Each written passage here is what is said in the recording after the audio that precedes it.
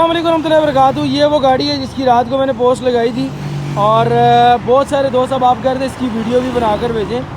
یہ چیک کریں، یہ حالت ہوئی ہے اس گاڑی کی۔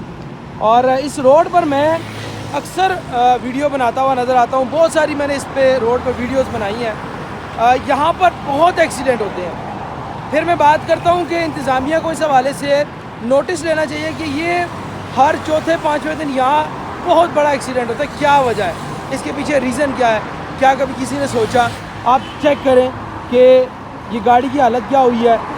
مطلب آپ اندازہ لگائیں کہ کتنی زور سے یہ گاڑی جو ہے وہ ہٹ ہوئی ہوگی اور کیا معاملہ بنا ہوگا۔ اور اس حوالے سے کوئی سوچنے والا، کوئی سمجھنے والا انسان جو ہے وہ موجود نہیں ہے۔